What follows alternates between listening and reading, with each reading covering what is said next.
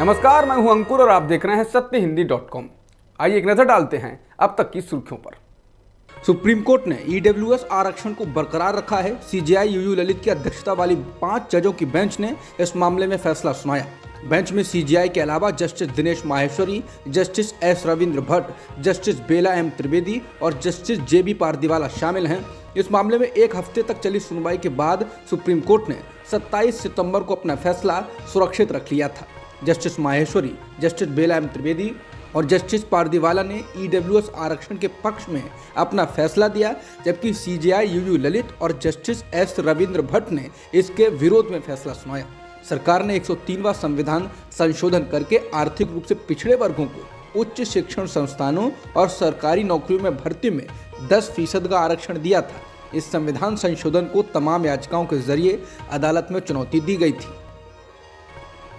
आर्थिक आधार पर आरक्षण पर फैसला सुनाने वाली बेंच में मुख्य न्यायाधीश यूयू ललित और जस्टिस रविंद्र भट्ट ने आरक्षण दिए जाने के फैसले पर असहमति जताई।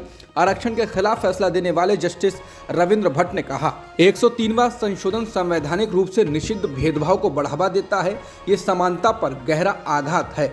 आरक्षण के लिए तय 50% की सीमा में दखल विभाजन को बढ़ाएगा। भारत के प्रधान न्यायाधीश जस्टिस यूयू ललित भी इस राय से सहमत दिखे। लाइव लॉ की रिपोर्ट के अनुसार भारत के मुख्य न्यायाधीश यानी सीजेआई यूयू ललित और न्यायमूर्ति एस रविंद्र भट्ट ने अपने असहमति वाले फैसले में कहा कि आर्थिक आधारों पर आरक्षण संविधान का उल्लंघन नहीं है। हालांकि SC, ST, OBC के गरीबों को इस आधार पर कि उन्हें लाभ मिला है, आर्थिक रूप से पिछड़े वर्गों से बाहर करना गलत है और 103वां संशोधन संवैधानिक रूप से वैसा भेदभाव करता है जो संवैधानिक रूप से प्रतिबंधित है। उन्होंने कहा कि हमारा संविधान बाहर रखने की अनुमति नहीं देता है और ये संशोधन सामाजिक न्याय के ताने बाने को कमजोर करता है और इस तरह बुनियादी ढांचे को भी। ये संशोधन हमारे सामने भ्रम पैदा करने की कोशिश करता है कि सामाजिक और पिछड़े वर्ग का लाभ पाने वाले कहीं बेहतर स्थिति में हैं। बता दें, भारत के संविधान के तहत अनुसूचित जातियों, अनुसूचित जनजातियों और अन्य पिछड़ा वर्गों को शिक्षा संस्थानों और सरकारी नौकरियों में 50% आरक्षण प्राप्त है। ईडब्ल्यूएस कोटे पर सुप्रीम कोर्ट के फैसले को लेकर दलित नेता उदित राज ने प्रतिक्रिया दी है। उन्होंने कहा कि सुप्रीम कोर्ट ने अपने फैसले में इंदिरा साहनी मामले को दरकिनार कर दिया है। उदित राज ने ट्वीट कर कहा, ईडब्ल्यूएस आरक्षण की बात आई तो सुप्रीम कोर्ट ने यू टर्न मान लिया कि 50% की सीमा संवैधानिक वैधता नहीं है, लेकिन जब भी ST, SC, OBC को आरक्षण देने की बात आती थी तो इंदिरा साहनी मामले में लगी 50% की सीमा का हवाला दिया जाता रहा। उन्होंने कहा कि मैं गरीब सवर्णों के आरक्षण के विरुद्ध नहीं हूं, बल्कि उस मानसिकता का हूं कि जब SC, ST, OBC का मामला आया तो हमेशा सुप्रीम कोर्ट ने कहा कि इंदिरा साहनी मामले में लगी 50% सीमा पार नहीं की जा सकती। अवैध खनन के मामले में झारखंड के मुख्यमंत्री हेमंत सोरेन को बड़ी राहत मिली है। सुप्रीम कोर्ट ने सोमवार को अवैध खनन के मामले में दायर याचिकाओं को लेकर झारखंड हाईकोर्ट के आदेश को पलट दिया है। झारखंड हाई कोर्ट ने हेमंत सोरेन के खिलाफ जांच की मांग को लेकर दायर याचिकाओं को सुनवाई के योग्य माना था, लेकिन सुप्रीम कोर्ट ने कहा ये याचिकाएं सुने जाने के योग्य नहीं है। CJI U U Lalit, justice S Ravindra Bhatt और जस्टिस सुधांशु धूलिया की अदालत ने यह फैसला सुनाया। सुप्रीम कोर्ट के फैसले के बाद मुख्यमंत्री हेमंत सोरेन ने सत्यमेव जयते कहा है। बता दें, हेमंत सोरेन पर आरोप है कि उन्होंने मुख्यमंत्री रहते हुए जून 2021 में अपने ही नाम खदान का पट्टा आवंटित कर लिया था। कांग्रेस की भारत जोड़ो यात्रा सोमवार को आज महाराष्ट्र में प्रवेश कर रही है। नांदेड़ जिले के देगलूर में इसका महाराष्ट्र प्रदेश कांग्रेस कमेटी के नेता स्वागत करेंगे। कांग्रेस कन्याकुमारी से लेकर कश्मीर तक भारत जोड़ो यात्रा निकाल रही है।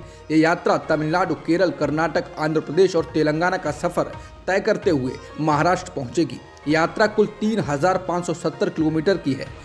एनसीपी के मुखिया शरद पवार और शिवसेना उद्धव बालासाहेब ठाकरे दल के प्रमुख उद्धव ठाकरे भी भारत जोड़ो यात्रा में शामिल हो सकते हैं। महाराष्ट्र में यह यात्रा 14 दिन तक रहेगी। यात्रा 15 विधानसभा और 6 संसदीय क्षेत्रों को कवर करेगी और राज्य में 381 किलोमीटर की दूरी तय करेगी। कांग्रेस के वरिष्ठ नेता अशोक चौहान ने कहा कि महाराष्ट्र में भारत जोड़ो यात्रा में राष्ट्रवादी कांग्रेस पार्टी यानी एनसीपी के प्रमुख शरद पवार का शामिल होना उनके स्वास्थ्य की स्थिति पर निर्भर करेगा। बता दें, पवार को हाल ही में बुखार और अन्य स्वास्थ्य समस्याओं के लिए मुंबई के एक अस्पताल में भर्ती कराया गया था।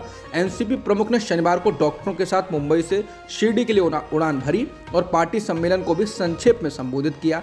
रविवार शाम को नांदेड़ में पत्रकारों से बात करते हुए पूर्व मुख्यमंत्री चौहान ने कहा, शरद पवार के कार्यक्रमों में बदलाव प्रतीत होता है।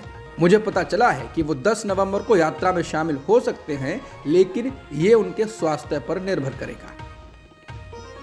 कांग्रेस के पूर्व नेता गुलाम नबी आजाद ने रविवार को कहा कि सिर्फ कांग्रेस ही गुजरात और हिमाचल प्रदेश विधानसभा चुनावों में बीजेपी को चुनौती दे सकती है। उन्होंने कांग्रेस के धर्मनिरपेक्षता की नीति की तारीफ करते हुए कहा कि वो इसके खिलाफ नहीं थे, बल्कि पार्टी के कमजोर सिस्टम के खिलाफ थे। इसके साथ ही उन्होंने आम आदमी पार्टी यानी आप को केंद्र शासित प्रदेश दिल्ली की पार्टी करार दिया। आपको लेकर आजाद का यह बयान उस संदर्भ में आया है जिसमें आप दावा कर रही है कि वही गुजरात में बीजेपी को चुनौती दे सकती है। गुलाम नबी आजाद ने अपनी पुरानी पार्टी की जमकर तारीफ की। श्रीनगर में ANI से बात करते हुए आजाद ने कहा, हालांकि मैं कांग्रेस से अलग हो गया हूं, मैं उनके धर्मनिरपेक्षता की नीति के खिलाफ नहीं था। ये केवल पार्टी की व्यवस्था के कमजोर होने के कारण था। मैं अभी भी चाहता हूं कि कांग्रेस गुजरात और हिमाचल प्रदेश विधानसभा चुनाव में अच्छा प्रदर्शन करे। आप ऐसा करने में सक्षम नहीं है। रिपोर्ट के अनुसार कांग्रेस पर भरोसा जताते हुए उन्होंने कहा कि पार्टी हिंदू और मुस्लिम किसानों को साथ लेकर चलती है। उन्होंने कहा कि आम आदमी पार्टी इन राज्यों में कुछ नहीं कर सकती। वो पंजाब में विफल हो गए हैं और पंजाब के लोग उन्हें दोबारा वोट नहीं देंगे। गुजरात हाईकोर्ट की एक डिवीजन बेंच ने मोरबी में हुए पुल हादसे के मामले में स्वतः संज्ञान लिया है। हाईकोर्ट ने इस मामले में राज्य सरकार को और राज्य के मानवाधिकार आयोग को नोटिस भी जारी किया है। सोमवार को दीपावली की छुट्टियों के बाद जब अदालत खुली तो अदालत ने इस मामले को देखा और राज्य सरकार से 14 नवंबर तक स्टेटस रिपोर्ट दाखिल करने को कहा। स्टेटस रिपोर्ट में राज्य सरकार को बताना होगा कि उसने अब तक इस हादसे को लेकर क्या क्या कार्रवाई की है।